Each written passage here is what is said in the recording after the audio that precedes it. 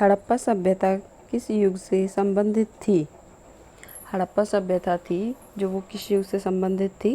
कांस्य युग से संबंधित थी हड़प्पा सभ्यता। हड़प्पा सभ्यता की खोज का श्रेय किसको जाता है? तो हड़प्पा सभ्यता की खोज का श्रेय किसको जाता है? राय बहादुर दयाराम साहनी को जाता है हड़प्पा सभ्यता की खोज का श्रेय। हड़प्पा सभ्यता थी जो उसका काल कौन सा है? हड़प्पा सभ्यता का काल कौन सा है?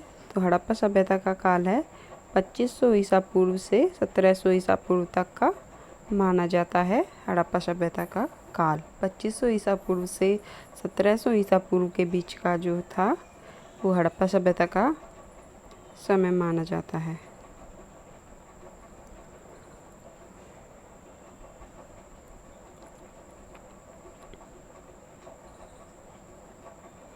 किस आधार पर हड़प्पा सभ्यता का काल 2350 ईसा पूर्व से 1750 ईसा पूर्व तक का माना गया है?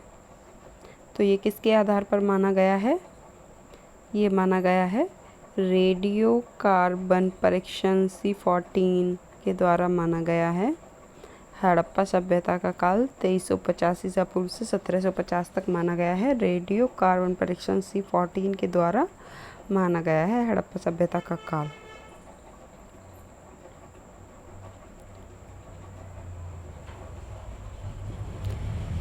हड़प्पा सभ्यता का प्रचलित नाम क्या है? तो हड़प्पा सभ्यता का प्रचलित नाम क्या है?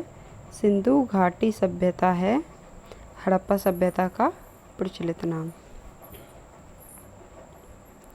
यानी कि हड़प्पा सभ्यता को सिंधु घाटी सभ्यता के नाम से भी जानते हैं।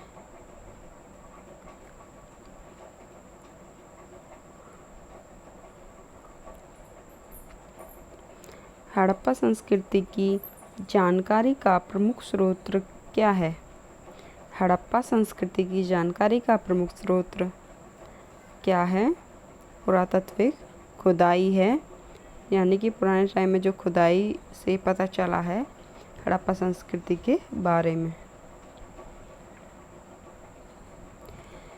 हड़प्पा सभ्यता के औजार और अस्त्र मुख्यतः किससे बनाए जाते थे? हड़प्पा सभ्यता के औजार और अस्त्र मुख्यतः किससे बनाए जाते थे? तो ये बनाए जाते थे तांबे से, टिन से और कांसे से। तांबे से, टिन और कांसे से बनाए जाते थे। हड़प्पा सभ्यता के समय में जो लोग औजार बनाते थे वो तांबा, टिन और कांसे से बनाते थे।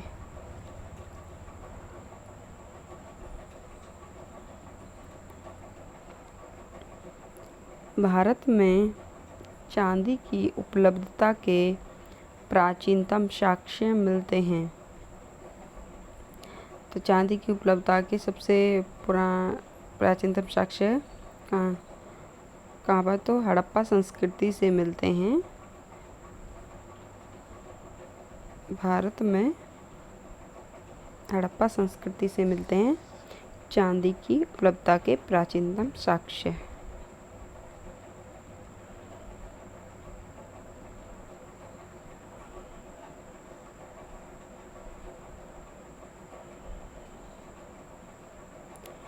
हड़प्पा वासी किस वस्तु के उत्पादन में सर्वप्रथम थे? हड़प्पा वासी किस वस्तु के उत्पादन मतलब किस वस्तु का उत्पादन वो करते थे?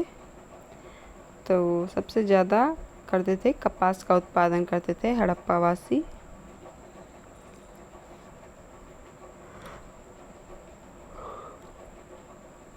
हड़प्पा सभ्यता से संबंधित स्थान मालवान कहाँ पर स्थित है? तो हड़प्पा सभ्यता से संबंधित स्थान मालवान है। मालवान नामक स्थान कहाँ पर स्थित है? तो ये गुजरात में स्थित है मालवान स्थान।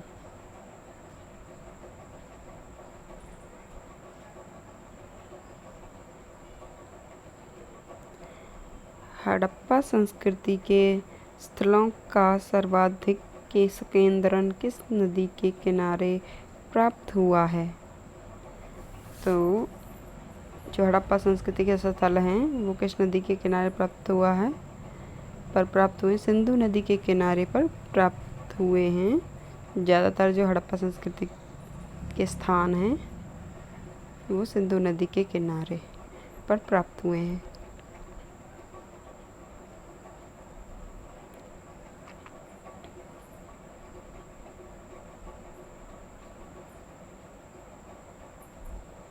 हड़प्पा की मोहर बनी होती थी।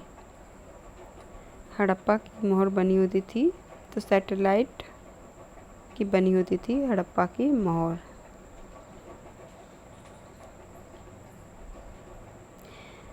किसने सिंधु घाटी सभ्यता स्थल मोहनजोदड़ो की प्रारंभिक खोज की थी?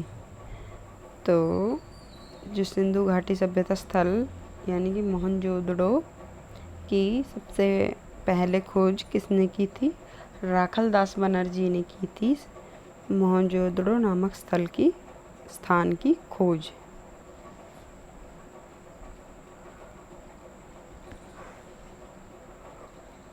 सिंधु सभ्यता किस युग से संबंधित है? तो ये है सिंधु सभ्यता किस युग से संबंधित है? तो सिंधु सभ्यता है जो वो प्राक ऐतिहासिक युग से संबंधित है। प्राक ऐतिहासिक युग से संबंधित है सिंधु सभ्यता।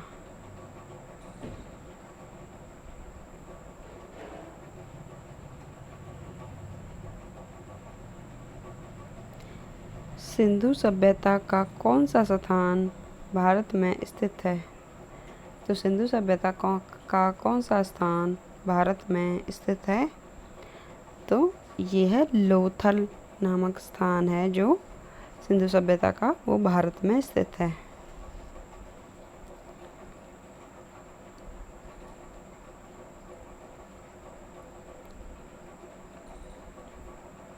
सिंधु घाटी सभ्यता मुख्यतः कैसी थी? सिंधु घाटी सभ्यता मुख्यतः कैसी थी? तो शहरी थी सिंधु घाटी सभ्यता।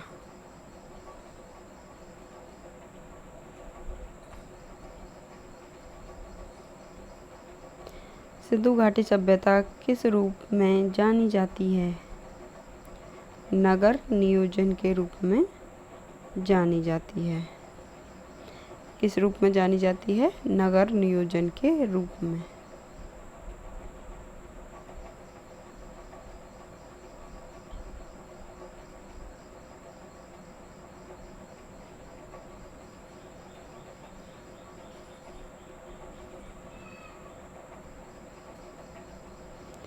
सिंधु घाटी सभ्यता के व्यक्तियों का मुख्य आधार क्या था?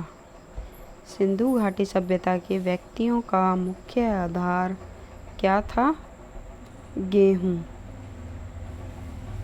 था सिंधु घाटी सभ्यता के व्यक्तियों का मुख्य आधार। सिंधु घाटी सभ्यता के लोगों का धर्म प्रमुखतः किस पर आधारित था? तो जो सिंधु घाटी सभ्यता के लोग हैं जो किसकी पूजा करते थे? देवी की पूजा करते थे सिंधु घाटी सभ्यता के लोग।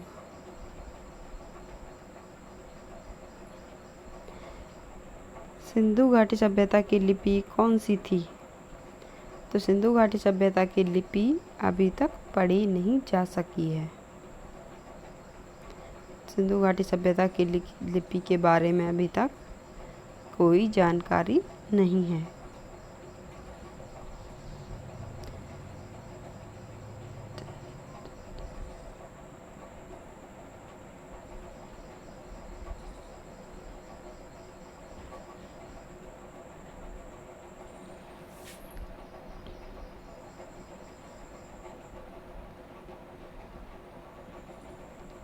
सिंधु सभ्यता के लोग सामान्यतः किस पशु से परिचित नहीं थे?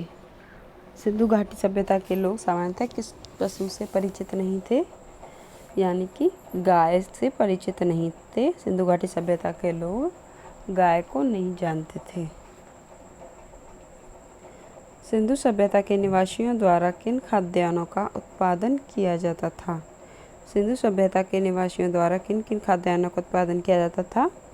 तो ये करते थे गेहूँ, जौ, कपास और मटर का उत्पादन करते थे।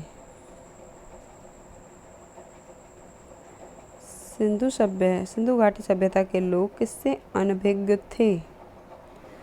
सिंधु घाटी सभ्यता के लोग किससे अनभिज्ञ थे? धार्मिक प्रवृत्ति से अनभिज्ञ थे। वैसे वो देवी माँ की पूजा करते थे।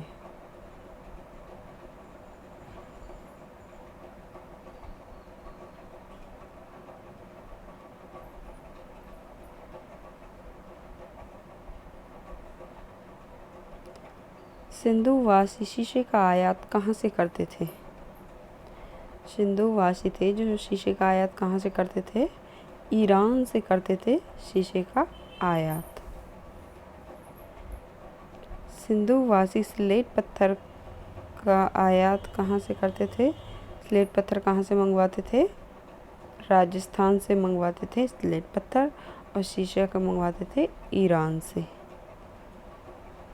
सिंधु सभ्यता के किस स्थान से बुना हुआ कपड़ा प्राप्त हुआ है? तो ये हड़प्पा से प्राप्त हुआ है। हड़प्पा नामक स्थान से बुना हुआ कपड़ा प्राप्त हुआ है।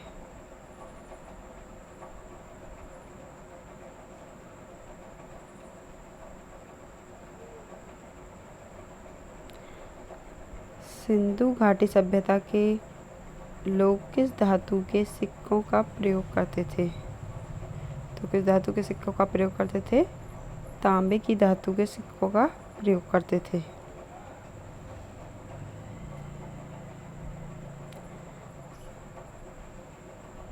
सिंधु सभ्यता का समूचा क्षेत्र कैसा है?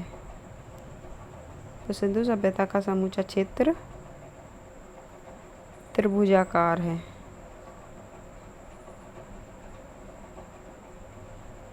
सिंधु सभ्यता में मोहरों पर किस पशु का सर्वाधिक उत्कीर्णन हुआ है?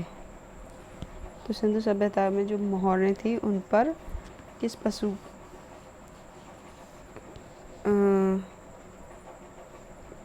तो यानी कि किस पशु की आकृति, बैल की आकृति सबसे ज़्यादा छपी हुई मिली है।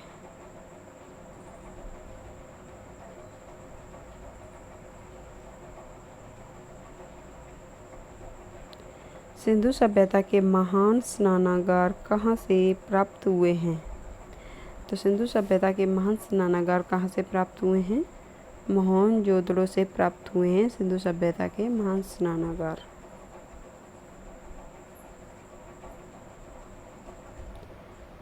नेक्स्ट क्वेश्चन है, सिंधु सभ्यता की अर्थव्यवस्था प्रमुख रूप से किस पर आधारित थी?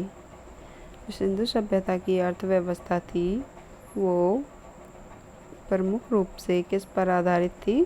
कृषि पर आधारित थी सिंधु सभ्यता की अर्थव्यवस्था। यानी कि सिंधु सभ्यता के लोगों का जो जीविका का साधन था वो कृषि था। पंजाब में कौन कौन से सिंधु घाटी सभ्यता के स्थल हैं? तो कौन कौन से सिंधु सभ्यता के स्थल हैं? हड़प्पा, रहमानडेरी, सरायकोला और जलीलपुर, ये पंजाब में सिंधु घाटी सभ्यता के स्थल हैं। हड़प्पा, रहमानडेरी, सरायकोला और जलीलपुर कहाँ पर स्थित हैं? पंजाब में।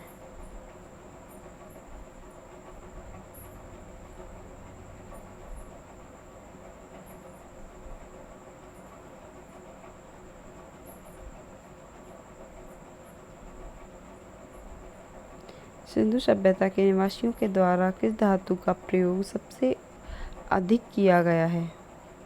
तो ये किया गया है कांस्य धातु का प्रयोग सबसे अधिक किया गया है सिंधु घाटी सभ्यता के निवासियों द्वारा। सिंधु सभ्यता के निवासियों के लिए किस वस्तु का आयात सबसे महत्वपूर्ण था? तो सिंधु सभ्यता के लोगों के लिए किस वस्तु का आयात सबसे महत्वपूर्ण था? धातु और एवं बहुमूल्य पत्थर। किसका आयात सबसे महत्वपूर्ण था? धातु एवं बहुमूल्य पत्थर का आया सबसे महत्वपूर्ण था।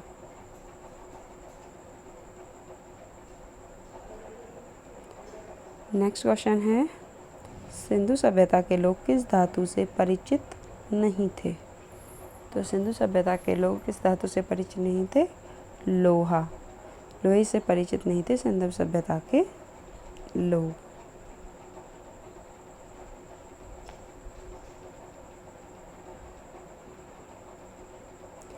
सिंधु सभ्यता के लोग कौन कौन से सामान का उपयोग आभूषण के निर्माण में करते थे? तो सिंधु सभ्यता के लोग थे जो वो आभूषण बनाने के लिए किन की चीज़ों का प्रयोग करते थे? सोने का उपयोग करते, सोना, चांदी, तांबा, हाथी दांत एवं हड्डियों से ये लोग आभूषण बनाते थे। सिंधु सभ्यता के लोग सोना, चांदी, तांबा, हाथी दांत एवं हड्डियों से आभूषण बनाते थे।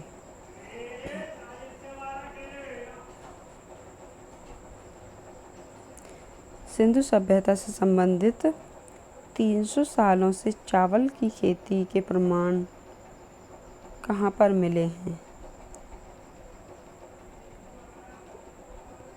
तो चावल की खेती के प्रमाण मिले हैं वो लोथल से और रंगपुर से मिले हैं। सिंधु घाटी सभ्यता से संबंधित हैं वो लोथल में और रंगपुर से मिले हैं। किस फसल के उत्पादन के संबंध में सिंधु सभ्यता के स्थलों से कोई प्रमाण नहीं मिला है? किस फसल के उत्पादन के संबंध में सिंधु सभ्यता के स्थलों से कोई प्रमाण नहीं मिला है? तो दाल के संबंध में सिंधु सभ्यता के स्थलों से कोई प्रमाण नहीं मिला है, दाल के संबंध में।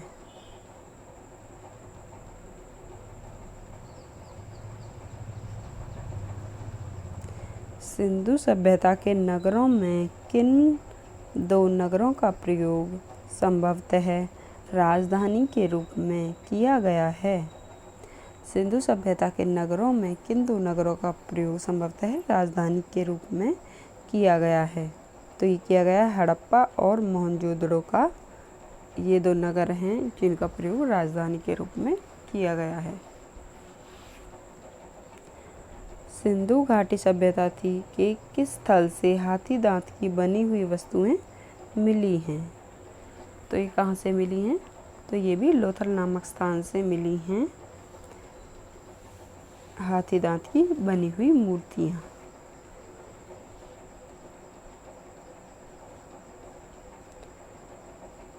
भारत में खोजा गया सबसे पुराना शहर कौन सा था? तो भारत में खोजा गया सबसे पुराना शहर कौन सा था?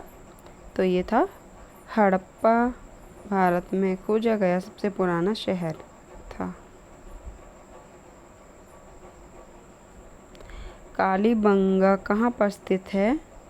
राजस्थान में स्थित है कालीबंगा नामक स्थान। कहाँ पर स्थित है? राजस्थान में।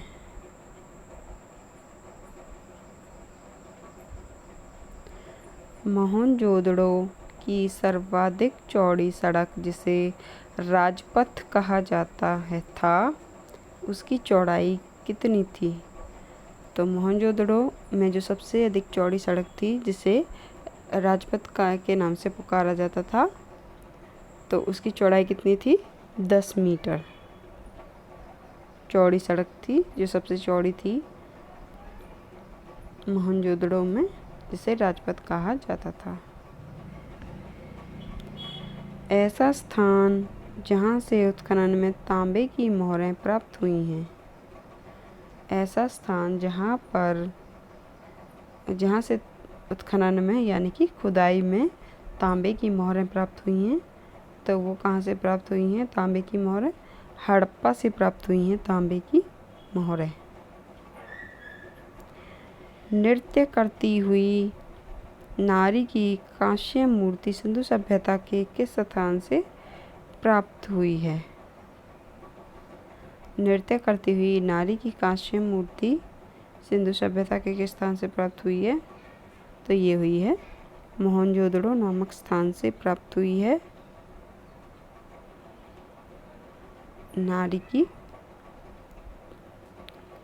नृत्य करती हुई नारी की कांस्य की मूर्ति मोहनजोदड़ो नामक स्थान से प्राप्त हुई है।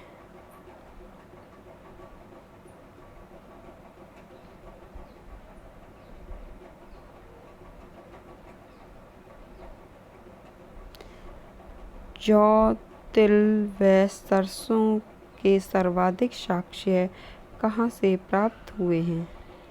जौ, तिल व सरसों के सर्वाधिक साक्ष्य कहाँ से प्राप्त हुए हैं? तो ये हुए हैं बनावली नामक स्थान से प्राप्त हुए हैं जौ, तिल व सरसों के साक्ष्य।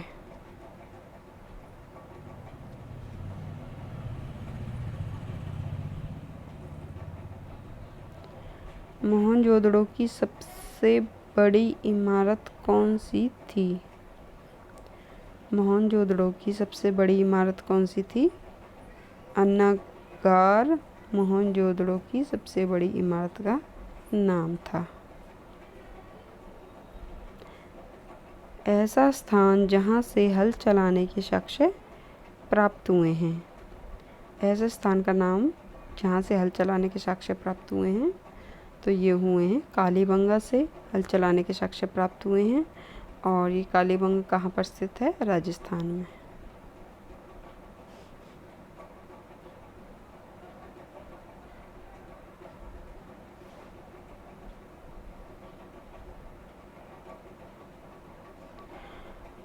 मानव द्वारा बनाया जाने वाला प्रथम औजार क्या था?